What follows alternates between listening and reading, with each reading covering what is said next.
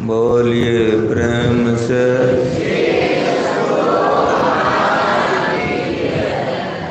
सत्संग में पधारे पवित्र आत्माओं,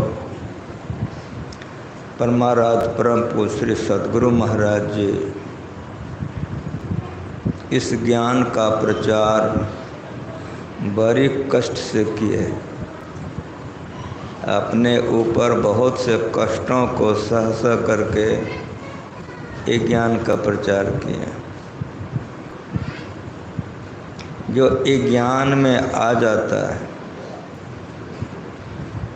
उसको शांति मिलती है। संतों का ज्ञान शांतिप्रद है। जो संतों के ज्ञान के मुताबिक अपने जीवन को बनाते हैं वे संसार में जब तक रहते हैं तो शांति की अवस्था में मस्ती में रहते हैं, और जब संसार छोड़ के जाते हैं तो दुर्गति में नहीं जाते। इसीलिए संतों के ज्ञान को महापुरुषों ने अपनाया है।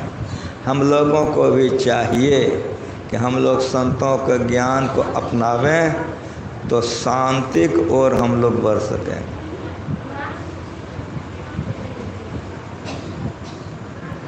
अभी गोस्वामी तुलसीदास जी महाराज रचित श्री रामचरितमानस से आप सुन रहे थे।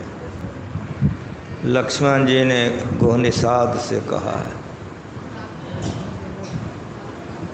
क्यों कहा? तो गोहनिषाद माँ कैकेयी का निंदा कर रही थी कि अच्छा नहीं की। ये बात लक्ष्मण जी को बढ़िया नहीं लगा। इसीलिए समझाने के लिए गोहनिषाद को लक्ष्मण जी ने वेदांत का ज्ञान सुनाया। ज्ञान, वैराग और भक्ति, ये तीन बात लक्ष्मण जी ने कहा।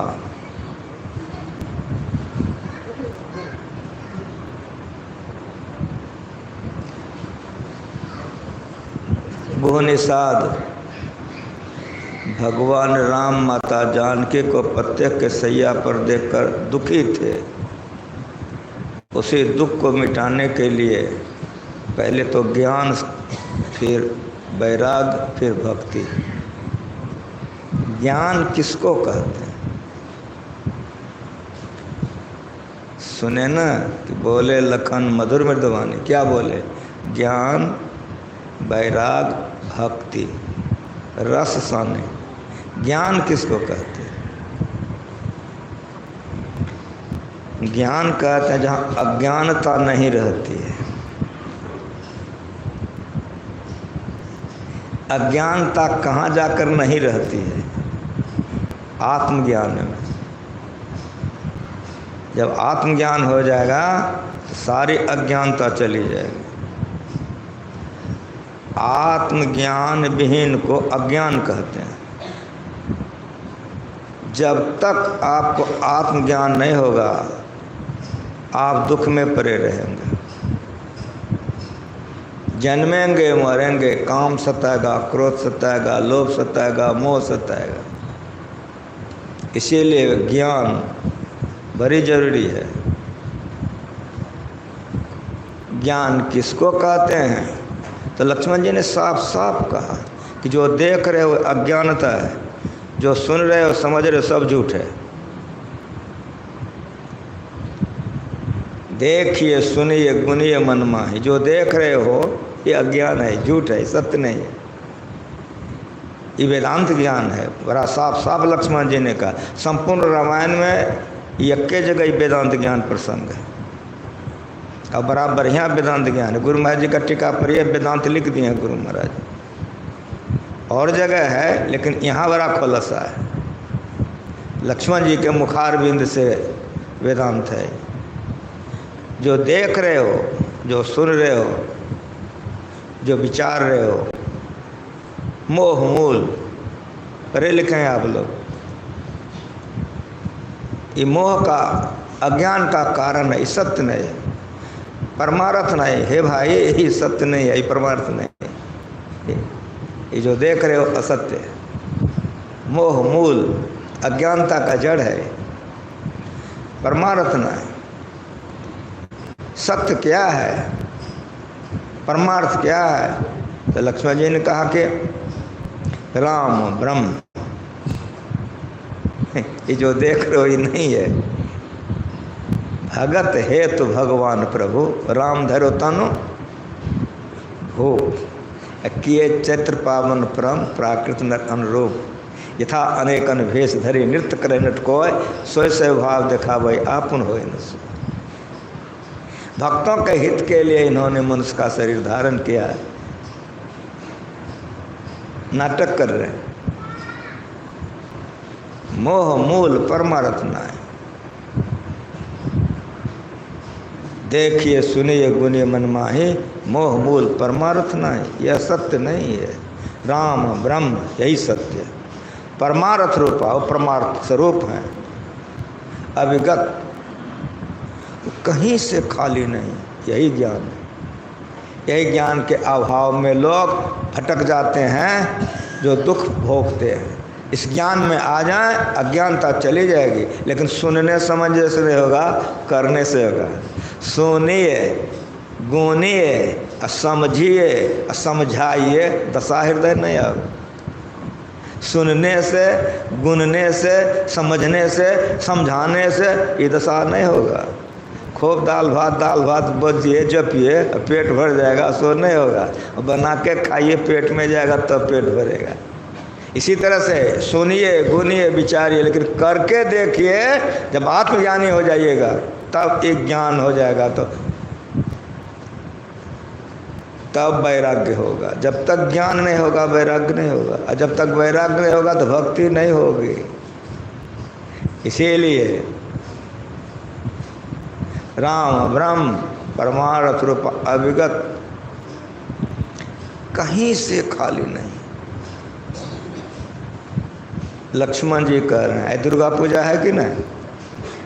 कोई मंदिर में नहीं सुने हो? पंडित जी बोलते हैं, याद है भी? किसी को याद है कि नहीं? याद है भी? तो उधर सर्व तो शु कह रहा है, इधर कह रहा है अविगत। पढ़े लिखे हैं आप लोग? संतों के वाणी से संतों का वाणी मिलाइए, ये गुरु महाराज सिखा के गए। याद है भी? सर्वभूतेषु, इस शरीर नहीं हो सकता है। उसी तरह से अविगत इस शरीर नहीं हो सकता। यहाँ सीता अलग और राम अलग हो ही नहीं सकता है। लक्ष्मण अलग और राम अलग ये नहीं हो सकता है। यही है वेदांत ज्ञान। ये अद्वैत ज्ञान है। जहाँ अद्वैत होगा वहाँ मोह नहीं होगा, जहाँ अद्वैत होगा वहाँ अज्ञानता नहीं रहेगी, जहाँ अद्वैत रहेगा वहाँ दो नहीं होगा। ये गंभीरता है संत मत में। अविगत, कहीं से खाली नहीं। अलख, ये लक्ष्मण जी समझा रहे हैं किनको? गोनिषद। हम लोगों को ये ज्ञान समझना चाहिए। रामायण पढ़ते हैं, नवापरायण लोग करते हैं, लेकिन राम को सही सही समझ नहीं सकते। अलख, इसका मतलब वो है ये नहीं है, सो नहीं। अलख, जो नास्तिक लोग हैं वो ईश्वर को नहीं मानते कि इंद्रियों के द्वारा जब जानवे नहीं करेंगे तो है ये नहीं है। अलख का अर्थ है जो इंद्रियों से नहीं लखा जाए। अब आपको ये जानना होगा कि इंद्रियां कितनी हैं, इसलिए बराबर सत्संग कीजिए। 5 कर्मेंद्रियां, 5 ज्ञानेंद्रियां, 4 अंतःकरण से जो नहीं जाना जाए उसको अलख कहते हैं। अलख, अपार, अगम, अगोचरी, नाथ सुकाल न कर्मा, जात अजात अजौन असंभव, नाथ सुभावन भरमा, साचे सचियार बिटह कुर्बान, नाथ स्वरूप वरण नहीं रखिया। तब सांचे शब्द निशान। नाथ सुमात पिता सुत बंधक, नाथ सुकाम न नारे, अकुल निरंजन अपर परम पर सगले ज्योत तुम्हारे। घट घट अंतर ब्रह्म लुकाइया, घट घट ज्योत सबाए, बजर कपाट मुक्त गुरमत, निर्भय तारे लाए। जंत उपाय काल सृजनता, बस गत जुगत सबाए। सतगुरु खोज पदारथ पावहें, छूटई सबद कमाए। सोचय भारे साथ समावय, बिरले सोचाचारे, तंते को परम तंत्र मिलाइया, नानक सर तुम्हारे। हृदय फट जाएगा, भोजन अच्छा नहीं लगे, वैराग्य हो जाएगा कि कहाँ फंसे हुए हैं हम। जब तक इस अवस्था की प्राप्ति कोई नहीं कर सकता है, तब तक शांति का मुख नहीं देख सकता। अलख अपार अगम अगोचर, ये राम का सत्ता स्वरूप। ये लक्ष्मण जी कह रहे हैं वो निषाद को। अविगत अलख अनादि, इसका शुरुआत है ये नहीं है। याद रख लीजिए, जिसका शुरुआत होता है उसका अंत हो जाता है। मिट्टी का शुरुआत है तो अंत है, जल का शुरुआत है अंत है, अग्नि का शुरुआत है अंत है, हवा का शुरुआत है अंत है, आकाश का शुरुआत है अंत है, मन का शुरुआत है अंत है, बुद्धि का शुरुआत अंत है। लेकिन परमात्मा का शुरुआत है ये नहीं, अनादि है।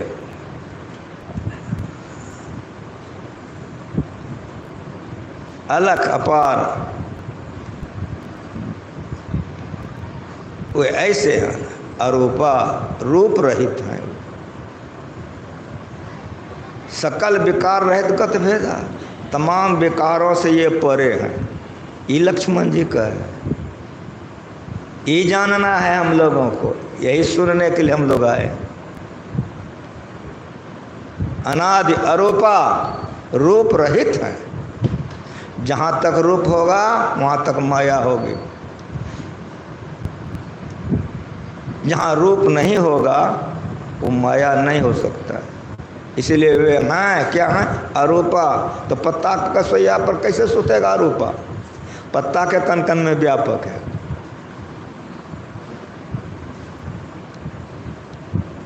सकल विकार, ये जानना होगा कि सकल विकार किसको कहते हैं। स्थूल प्रथम विकार, सूक्ष्म दूसरा विकार, कारण महाकारण चेतन, ये सब विकार ही विकार है। वे हैं, ये विकार से परे उनका शुद्ध स्वरूप है। अगर इसके अंदर मैं तो विकार है, इसके बाहर जो है वो विकार नहीं है। स्थूल विकार है, सूक्ष्म कारण महाकारण विकार है, चेतन विकार है, अब विकार नहीं है।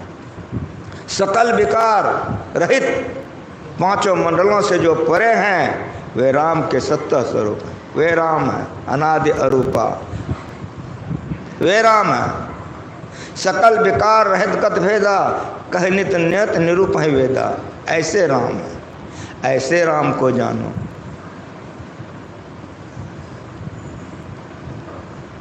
जो ऐसे ब्रह्म परमात्मा को जान जाते हैं, संसार आसक्ति घट जाती है, उसको वैराग्य हो जाता है। दुनिया में उसका लसकाव नहीं होता है। कैसे बात को आप समझोगे? हाथ में पीतल का टुकड़ा है, उसको सोना मान बैठे हो, तो बाजार में बेचने जाओगे तो सोना का टका मिलबो करेगा? देगा पैसा? उसी तरह से माया को अगर ब्रह्म समझ लोगे तो ठगा जाओ। इसलिए माया को भी जानो, मायापति को भी जानो। सकल विकार रहित गत भेदा, कनित नित निरूप है वेदा। इस सत्य स्वरूप को जानो। जो उस ब्रह्म परमात्मा के संबंध में जान जाते हैं, संसार ब्रह्म है, मिथ्या है। जैसे सपना में होता है, सपने हों विकार निर रंक नाथपति हों, जागे हानि लाभ कछु। सुने कि नहीं अभी पाठ में? सपने में भिखारी राजा हो जाता है, राजा भिखारी हो जाता है, लेकिन जागे हानि न लाभ कछु। इसलिए जगो, इसलिए जगो। मोह निशा सब सो मनिहारा, देखे सपन अनेक प्रकारा, यह जग जामिन जागै जोगी, परमार्थे प्रपंच वियोगी, जानिए तबहि जीव जग जागा, जब सब विषय विलास विरागा, मोह जनित विकार सब त्यागै, श्री रघुवीर चरण लय लागै। ई भक्ति, ये भक्ति। जब तक जगोगे नहीं तब भक्ति नहीं होगी। भक्ति वही होगा जो जगा हुआ है, जगाएगा वही जो जगा हुआ है। सोया सोया को नहीं जगा सकता है। एक महात्मा भोरे सवेरे समाधि से उठा। हम लोग तो स्वाद के लिए खाते हैं, वे लोग शरीर रक्षा के लिए भोजन करते हैं। समाधि से उठे, एक नगर में घुस गए।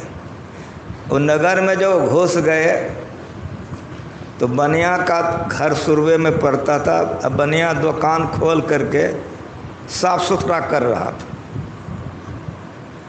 वो जो साफ सुथरा कर रहा था तो ये तो महापुरुष थे। घुस गए, का बनिया राम राम कहो। तो एक बार बनिया ऐसे देखा, अपना काम करने लग गया। फिर दोबारे कहा कि बनिया राम राम कहो। बनिया देखा कई भोरे भिखमंगा कहाँ से आ गए। हम लोगों को देखकर लोग भिखमंगे समझता है, जान लो। जहाँ कोई बाबा जी आया कि लोग भिखमंगे समझते। भोरे कहाँ से भिखमंगा आ गया, उसका मन बड़ा भारी हो गया। तिवारे महापुरुष ने बड़ा फटकार कहा, है बनिया, अरे सुनता नहीं है, तुम्हें को कहता हूँ कि राम राम को। बड़ी जोर से झुझलाया कि भोरे भोर हम ही मिले हैं सिखाने के लिए, और कोई नहीं है। और किसी को जाके सिखाओ ना, हमको क्या सिखाते हो भोरे भोरे। सुन लिया, दरवाजे से उतर गया, सड़क पर गया, 4 कदम गया होगा, रुक गया। सोचने लगा कि सुतले छोड़ दें कि जगा दें। पर उपकार हित व्यग्रचित सर्वदा, दूसरे के उपकार के लिए साधु दुख सहते हैं। मन में हुआ अगर छोड़ देंगे ये सुतले रह जाएगा, इसको जगाना जरूरी है। इसको जगा देते हैं, लेकिन कैसे जगावें। सोच रहे थे महात्मा जी रोड पर कि इतने में बनिया सब चीज़ साफ उफ कर लिया, धोती कन्हा पर लेके चल दिया। और रोज़ गंगा स्नान करता था, तो चल दिया गंगा स्नान करने के लिए। तो जैसे गया वो नज़र पड़ा महापुरुष का, ओ यही तो है, ये गंगा जी नहाने जा रहा है। तो मन में सोचा मौका है, जगा सकते हैं, अच्छा जाने दें इसको। जब वो चला गया तो इन्होंने आंखें बंद की और खोला, एकदम भू भू बनिया की तरह भीतर जाने लगा। बनिया का बड़का बेटा गद्दी पर था। का पिताजी क्या हुआ, स्नान करने क्यों नहीं गए। का बेटा क्या बतावे तुमको, तुम्ही को सचेत करने के लिए हम घूर गए हैं। का क्या हुआ, का रे एक बहुरुपया आ गया कहाँ से, हमरे ऐसा सजा रहा था। तो हमरे मन में हुआ कि हम अगर नहाने चले जाएंगे तो तुमको ठग लेगा, इस डर से हम नहीं गए नहाने के लिए, हम भीतरे में नहा लेंगे। चला गया भीतर। वे तो महापुरुष थे। पलंग पर गया, समाधि में बैठ गए। वो जब बनिया नहा करके आया तो बेटा घुसने देगा कि नहीं, ठीक ठीक बोलो। हाँ, सुनने आए हो कि नहीं, घर में तो नहीं ना हो। जब घुसने लग गया तो बेटवा उतर गया दौड़ करके। कहाँ जा रहे हो, का अंदर जाएंगे। का है अंदर का जाओ, करे स्नान करके आए तो अंदर नहीं जाएंगे। कहा ना निकलो यहाँ से। तो सब बापे में बैठे हो, ईमानदारी क्रिया खा बोलो, खाओ निकल जाएंगे। निकलोगे, जबरदस्ती करने लग गया, गट्टा धरा, खींचने लगा, बाहर निकलो। तो नहीं छोड़ोगे बाप, भिड़ोगे ना बेटवा से कि नहीं भिड़ोगे? भिड़ गया तो तुरंत बोला यार छोटका भाई को, कहा या पिताजी ठीक के बोले थे, बड़ा बदमाश है, अकेले नहीं सपरेगा। दोनों भाई मिलकर पूरा दिया पुष्ट। जब तक के घर घुसेंगे बोलते रहा, भरी मार मारा। बनिया सब दृष्टिकोण से देख लिया कि दोनों भाई को भूत कहाँ से पकड़ लिया। ये तुरंते क्या हो गया, हम नहाने के लिए गए थे, तुरंते क्या हो गया।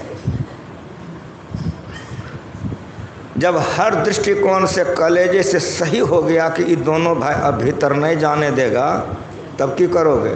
तो राजा के यहाँ गया, राजा से रो रो करके सारी बात सुनाया। राजा को बड़ा दुख हुआ कि हमारे राज्य के लड़के लोग इतने उदंड हो गए हैं। तुरंत सिपाही को भेजा कि पकड़ कर लाओ उसको। पकड़ कर लाया गया। बड़े बेटा गए थे, राजा से कहा महाराज क्यों हमको मंगवाए हैं? कहा कि पिताजी को इस तरह से क्यों मारे हो दोनों भाई मिल करके? ये तुम्हारा धर्म है? पुत्र धर्म ही होता है। पिता को घर में घुसने देते हो, इस कदर पिटाई किए हो। तो कहा हमारा क्षमा कीजिए। कहा क्षमा है। कहा हमारे पिताजी नहीं हैं। कहा तुम्हारे पिताजी नहीं है? कहा ना। कहा तुम्हारे पिताजी? कहा मेरे पिताजी मेरे घर में है। कहा ये कौन है? कहा महाराज ये तो बहुरूपिया कहीं से आया हमको ठगने के लिए। कहा क्यों रे? कहा हमारे पिताजी समझा दिए हैं कि ठीक से रहना नहीं तो ठग लेगा तुमको। कहा क्या बोलते हो? कहा ठीक बोलता हूँ। कहा बुलवा लो। कहा बस बुलवा लीजिए। कहा तुम यहीं रहो। कहा जी यहीं रहता हूँ। सिपाही को भेजा कि बनिया को बुला के लो। पुकारा बनिया को, समाधि में बैठे थे, उठ गए। क्या बात है? राजा बोला रे चलो। आ गया। जब आ गया तो ठहरा हो गया। तो एक बार जिसको मार लगी थी उसको देखता था, एक बार जो घर से गया था इसको देखता था। अब राजा का दिमाग एक चौपट हो गया। ब्रह्मा के सृष्टि में बाबू फर्क होता है। 1,00,000 स्त्रियां बैठी है, उसमें अपनी माँ को चुन के निकाल लोगे। 1,00,000 पुरुष बैठा है, उसमें अपने पिता को चुन के निकाल लोगे। लेकिन सुनो, इस संतों की सृष्टि है। पत्ता पर उधर सोया है, उधर माया सुनो और इधर भी सुनो। परमार्थ उधर भी सुनो और इधर भी सुनो। संत भगवंत अंतर निरंतर नहीं किमे पे मति विमल कह दास तुलसी। ये मेरा गुरु सिखा के गया है। अब बुद्धि ये काम नहीं करे, इसको देखे ये को नया पैसा कुछ फर्क हो तब ना निर्णय करे। लेकिन जो बनिया गया था उसने पूछा राजा से कि महाराज आपने मुझे राज दरबार में क्यों बुलाया है? कहा देखो जी, ये कहता है कि मेरा लड़का है, घर में घुसने देता है, मारपीट किया है, इसीलिए मैं तुमको बुलवाया हूँ। अब तुम दोनों में कोई फर्क नहीं समझ में आ रहा कि बाप तुम हो कि बाप या हमरे समझे में नहीं आता है। अब निर्णय क्या करें? तो देखो संत कैसे होते हैं, जो जगे हुए होते हैं उसका सुनने आए हो, बढ़िया सुनो। कहा महाराज आप तो राजा हैं हमारे देश के, ये छोटी सी बात में आपकी बुद्धि काम नहीं करती। अरे पूछ दीजिए कि बेटी के शादी में कितना खर्च हुआ, बेटा के शादी में कितना खर्च हुआ, मकान बनाने में कितना खर्च हुआ। अगर सारा बात वो बता दे तो उसको बाप मान लीजिए, अगर मैं बता दूँ तो मुझे बाप मान लीजिए। हाँ ठीक बताए हो। ऐसे जगे हुए होते हैं, जगे हुए पुरुष ऐसे होते हैं। सुन लो बढ़िया से। और सोया हुआ वैसा होता है। किसी भी पाठ को अगर ठीक ठीक नहीं समझो तो करोगे क्या, और नहीं करोगे तो जहाँ गिरे हुए गिरले रह जाओगे। तो सुनने के लिए काहे आए हो? समझने के लिए। समझने के क्यों आए हो? करने के लिए। देखो एक को सोया हुआ, एक को जगा हुआ। खूब बढ़िया से सुनो। राजा तुरंत खुश हो गया। राजा ने कहा बढ़िया तुम ठीक कहे हो। तो उसको पूछा कि कहो जे लड़के के शादी में कितनी खर्च हुई? तो सब बापे में बैठे हो। अगर बेटवा मुंह भसका दे तो अकल बुद्धि सही रहेगा कि नहीं? ठीक ठीक बोलो।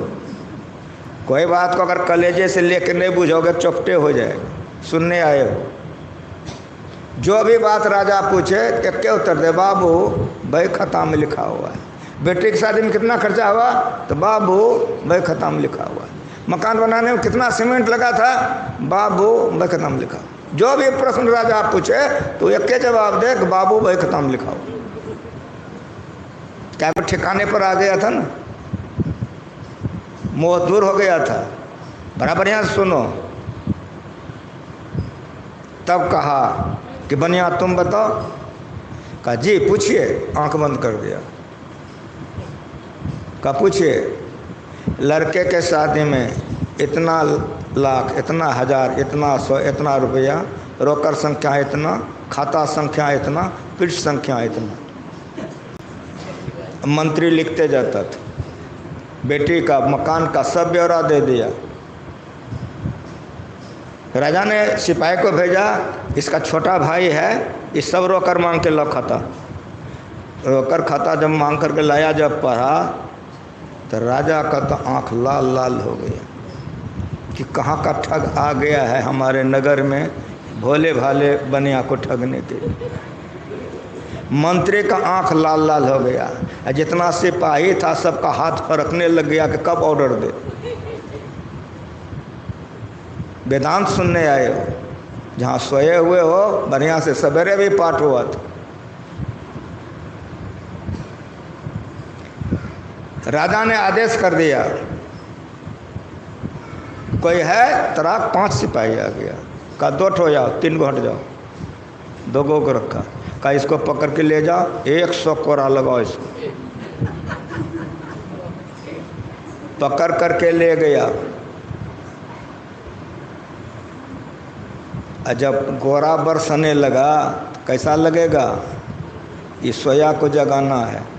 ठीक ठीक समझोगे तो हंसनी नहीं लगेगी, अगर नहीं ठीक ठीक समझोगे तो हंसोगे। इसके अस्पताल तो में जाओगे तो रोवोगे, आँख से आंसू टप टप गिरेगा। किसी ज्ञान को हृदयंगम करना और ऊपर ऊपर समझना फर्क है।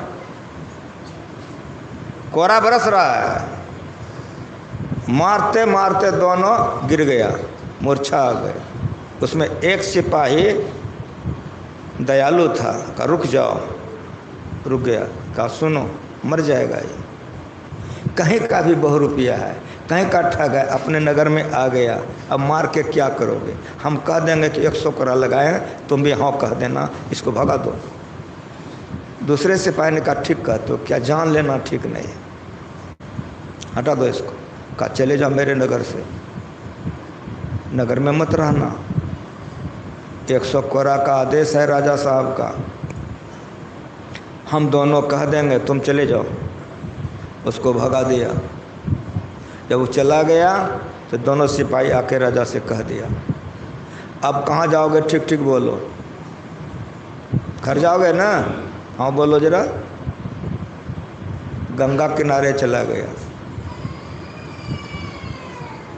रात भर हे राम हे राम, हे भगवान, ये तुरंत क्या हो गया? दोनों बेटा को भूत पकड़ लिया। राजा से भी इतनी मारें लगी। ऐसे को नींद आएगा कि नहीं? ठीक ठीक सोचो। भोग विलास अच्छा लगेगा कि नहीं? ठीक ठीक बोलो। जाप करते हुए रात बीत गया। सवेरा हुआ, जो बनिया था यहाँ धोती उठाया, चल दिया। दूरे से जैसे देखा उस बनिए ने कि भयभीत हो गया। डर करनी डर परम गुरु, याद रख लेना, सुनने आए हो। डर करनी डर परम गुरु, डर पार डर सार। नहीं डरते हो जो कुकर्मों में रात दिन बिताते हो। जो डरेगा डकैती करेगा, जो डरेगा व्यभिचार करेगा, जो डरेगा मांस मछली खाएगा, जो डरेगा पाप करेगा, वही है। देखते भयभीत हो गया, कांपने लग गया। जब नज़दीक में आया बनिया तो देखा ही भयभीत है। कहा मुझे पहचानते हो? रोने लग गया कि पहचानता हूँ,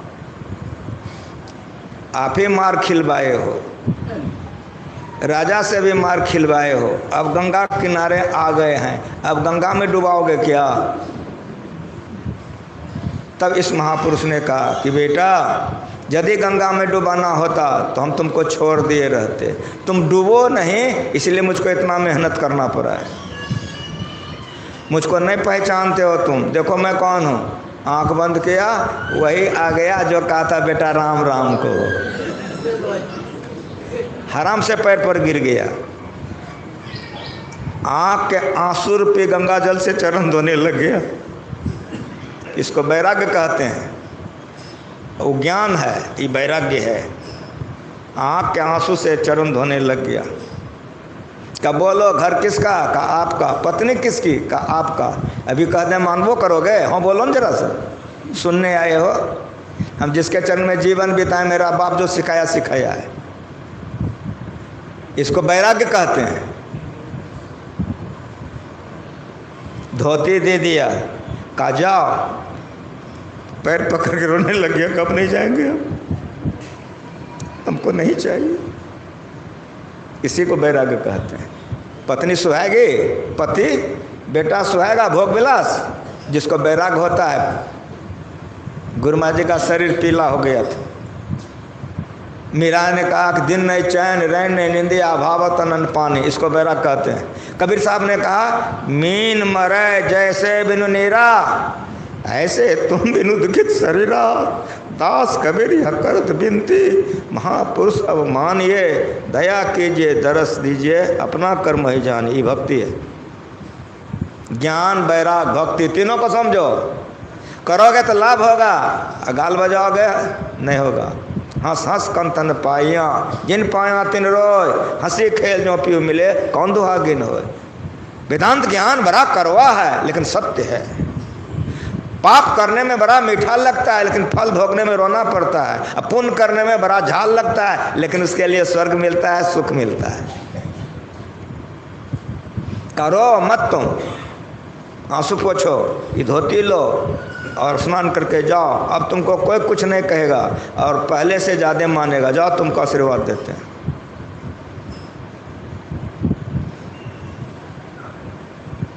ज्ञान वैराग्य भक्ति रस सानी। ज्ञान हो जाएगा तब वैराग्य होगा, ज्ञान नहीं होगा वैराग्य नहीं होगा। लसके रहोगे, कहाँ लसके रहोगे? सवेरे सुना चुका हूँ, सवेरे सुना चुका हूँ। लक्ष्मण जी कह रहे हैं ज्ञान वैराग भक्ति रस सानी। अब जो आया दरवाजे पर, तो जैसे बेटा उठा कि बाप खड़ा हो गया। जैसे बाप दरवाजे पर आया कि बेटा ठहरा हो गया, जैसे बेटा ठहरा हुआ कि बाप रुक गया। बेटा आगे बढ़ा का पिताजी रोने लग गया। जैसे रोने लग गया तो पकड़ लिया, का रो क्यों रहे हैं? पकड़ करके ले गया।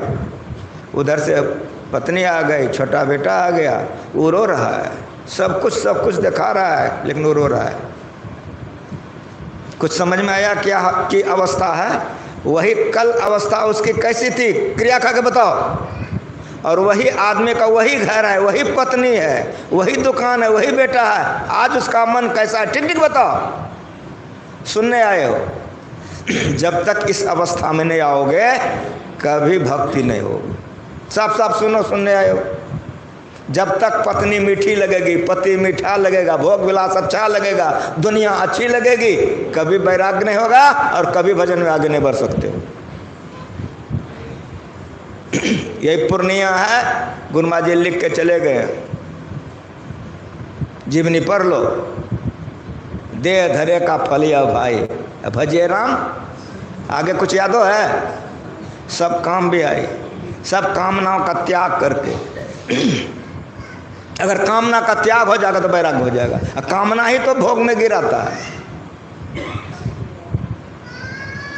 ज्ञान वैराग भक्ति रसान, काहुन को सुख दुख कर दाता, निज कृत कर्म भोग सुनो भराता। अब आगे सुनो दूसरी चौपाई। पाठ इसीलिए होता है। काहुन को सुख दुख कर दाता, निज कृत कर्म भोग सुनो भराता। कोई किसी को सुख दुख नहीं देता है, सब अपना किए कर्मों का फल भोगता है। इसको आप, ये रामायण जी का पाठ हुआ है, त्रेता युग का है, हम द्वापर युग का कथा सुनाते हैं, एकदम क्लियर हो जाएगा, पूरा खुलासा हो जाएगा। महाभारत में एक उपाख्यान है, पढ़िए। गौतमी नाम की एक ब्राह्मणी थी, उसके बेटे पोते सब मर गए थे, एक वो नाती जिंदा था उसका, एक वो, उसी के सहारे वो बेचारी रहती थी, उसी के सहारे वो जीती थी। एक बच्चा के अलावा उसके पास कुछ नहीं था। लेकिन थोड़ा सा वो बच्चा बड़ा हुआ, एक दिन एक सांप ने उसको डस लिया, बच्चा मर गया। जिस समय में नाग ने उसको डसा, उस समय में अर्जुन नाम का एक व्याध था, जिसकी दृष्टि पर वो दौड़ा उन नाग के पीछे, पकड़ लिया, दांत में फंसा कर बांध कर उस नाग को घसीट करके लाया गौतमी के सामने। गौतमी से कहा कि यही निर्दय ने ये बच्चे का जान लिया है, यही काट लिया जो ये मर गया। तुम जो आदेश करो इसको दंड दूंगा, को चीरने के लिए तो बीचे बीच मारूंगा, कुट्टी करने के लिए कहो तो इसको टुकड़ी टुकड़ी कर दूंगा, आग में कहो तो आग में जला दूंगा, जो तुम आदेश करोगे वही मैं करूंगा। गौतमी ने सारी बातें अर्जुन का सुन लिया। का व्याध अर्जुन का, हाँ। का मेरी बात सुनो, का बोलो। का तुम इसको टुकड़ी टुकड़ी कर सकते हो, काट सकते हो, जला सकते हो, लेकिन इतना करने पर मेरा बच्चा जी नहीं जाएगा, इसलिए एक करने से हमको क्या लाभ होगा। का तुम क्षमा कर दो, लेकिन मैं क्षमा नहीं कर सकता हूँ, मैं तो दंड दूंगा। तो जैसे का दंड दूंगा, को नाग मनुष्य के रूप में बोलने लग गया कि मेरे पर इतना नाराज क्यों हो तुम। का तुम बहुत निर्दय हो। का इसमें मेरा क्या दोष है। का दोष किसका। का मृत्यु का, उसने मुझे प्रेरित किया था। का मैं मृत्यु को सजा दे सकता हूँ, कि जब मृत्यु की सजा देने के लिए तैयार हुआ कि मृत्यु तुरंत प्रकट हो गया, कि मुझे सजा क्यों देना चाहते हो। का तुमका हृदय में दया नहीं है। का इसमें मेरा क्या दोष है। का दोष किसका। का काल का मैं काल को भी सजा दे सकता है, पावर हमको है। तुरंत काल का सजा देने के लिए तैयार हुआ कि काल प्रकट हो गया वो। का इतने उतावले क्यों हो तुम। खूब बढ़िया से सुनो, सुनने आए हो। रामायण महाभारत वेद इसीलिए बना है कि हम लोग सुधर जाएं, तो हम लोगों का कल्याण होगा। का दोष किसका है। का मनुष्य शरीर किसने दिया। का ब्रह्मा ने। का ब्रह्मा जी को जाकर पूछो कितना दिन के लिए, कितना महीना के लिए इस शरीर दिया है। कहाँ ये ठीक कहते हो। तब ब्रह्मा जी के पास में जाकर के ब्रह्मा जी से पूछा। जब ब्रह्मा जी से पूछा तो उतने दिन के लिए वो मनुष्य का शरीर उसको दिया गया था। नहीं सुने हो कि माँ के पेटे में मर गया। सुने हो कि नहीं। जन्म लेते मर गया, न बालक न जौवने न वृद्धि कछुबंद, वो अवसर नहीं जानिए आय परे जमफंद। पेटे में मर गया, 5 वर्ष में मर गया, किशोरा में मर गया, जवानी में मर गया। और कितने हैं। अभी मैं एक जगह गया था, 105 वर्ष की एक बुढ़िया थी, अब बढ़िया से खा रही थी। तो मनुष्य का शरीर किसी को 100 वर्ष के लिए, किसी को 5 वर्ष के लिए, किसी को 5 दिन के लिए क्यों दिया गया। जल्दी बोलो। जितने जैसा कर्म किया है उसको मनुष्य शरीर उतने दिन के लिए दिया गया है। दोष किसका। काल का। दोष किसका। मृत्यु का। दोष किसका। ब्रह्मा जी का। समझ में आ रहा। ये लक्ष्मण जी की वाणी है। का उनको सुख दुख कर दाता, तब निज कृत कर्म भोग सुन भरता। जो जैसा करता है उसको भोगना पड़ता है। अगर यदि शुभ कर्मों को करोगे तो बहुत बन करके आएगा, और कुकर्मों को करोगे तो बहुत बन करके आएगा। इसीलिए अगर इस शरीर से पाप कर रहे हो तो नरक जाओगे, यदि पुण्य कर रहे हो तो स्वर्ग जाओगे। अगर लोहे की बेड़ी बेड़ी है तो सोने की भी बेड़ी बेड़ी है।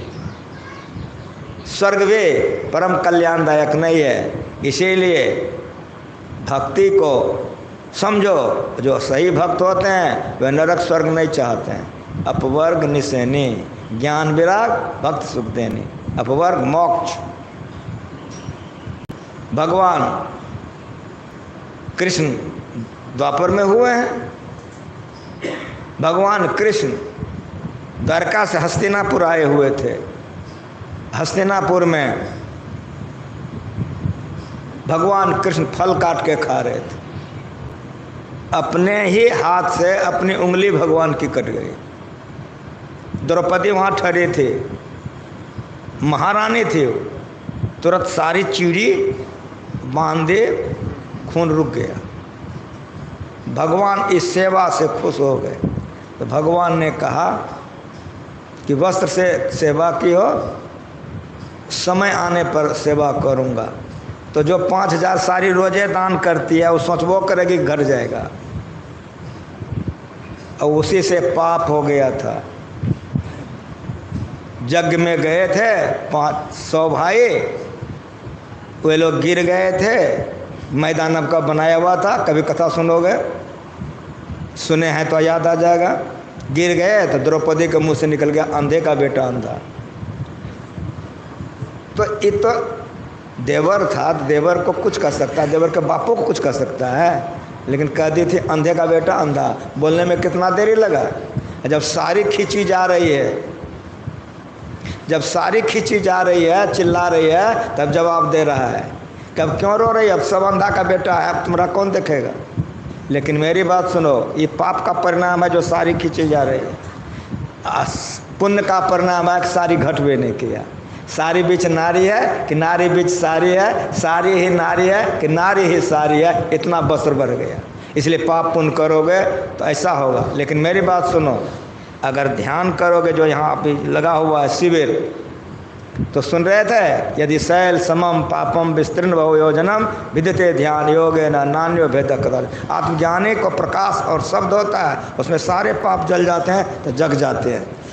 वहाँ जगना पूरा होता है जहाँ के देखिए सुनिए गुनिए कुछ नहीं है। ऐसे महापुरुष के हाथ में सब चीज़ रहता है, वो जगा हुआ होता है।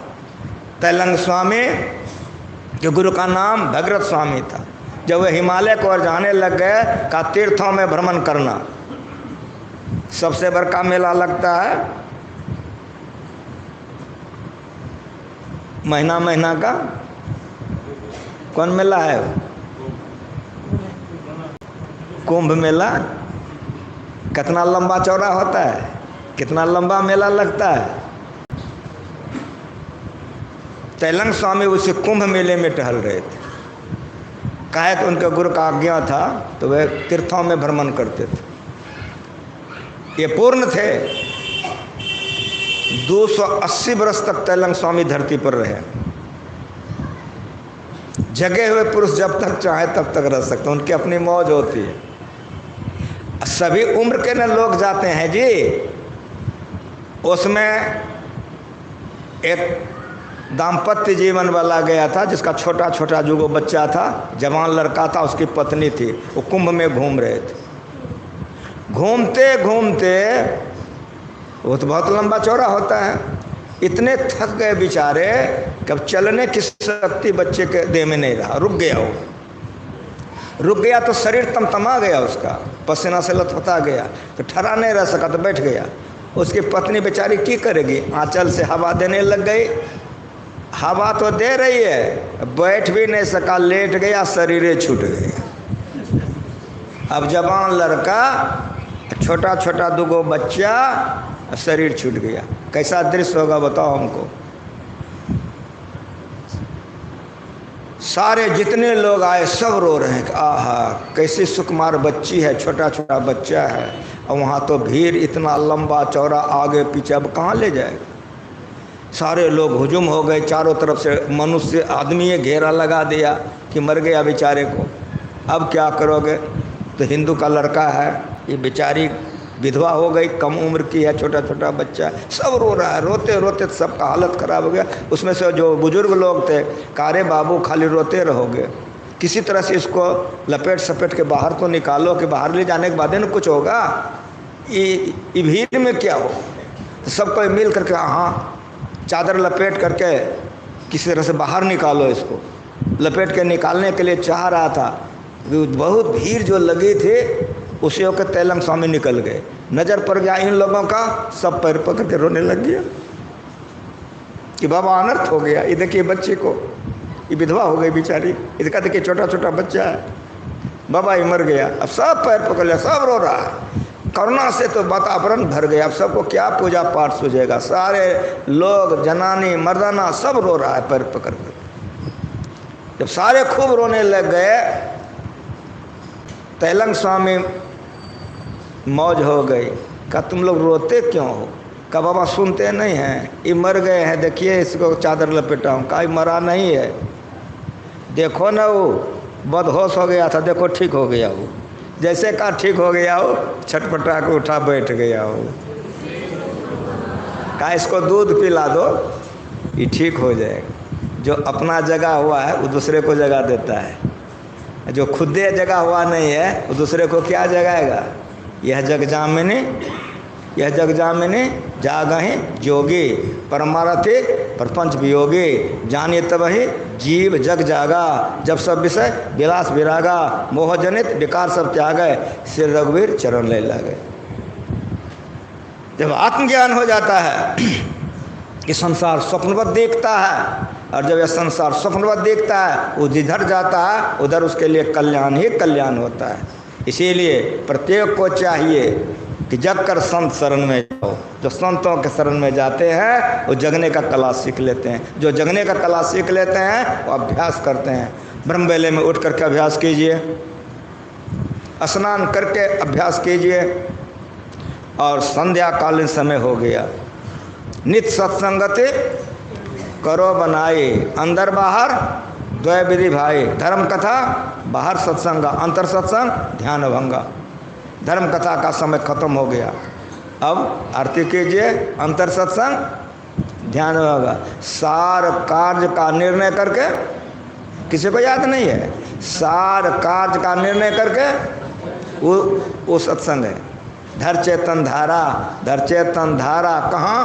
पिंड के पारा, आँख से नीचे और ऊपर, पिंड के पारा दशम द्वारे का ज्योति जग जावे, ये जगना होगा। ज्योति जग जावे अति सुख पावे, शब्द सहारे का, उसमें और जगना होगा। जब ज्योति और शब्द के सहारे सारे कलमश दूर हो जाएंगे, स्थूल सूक्ष्म कारण महाकारण, अब मोह नहीं है, अब आत्मज्ञान हो गया।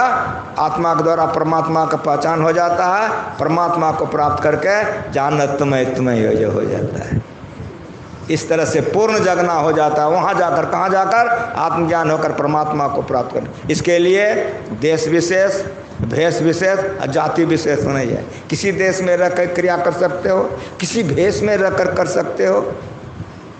संतों ने इसके लिए कहा, अबधू भूले को घर लावे, सो जन हमको भावे, घर में जोग भोग घर ही में, घर तज बन नहीं जावे, बन के गए कल्पना उपजे तब दो कहाँ समावे। घर परिवार में रहिए, पवित्रता से रहिए, लेकिन वैराग्य में रहिए, भजन ध्यान करते रहिए, तो आगे बढ़ेंगे, कल्याण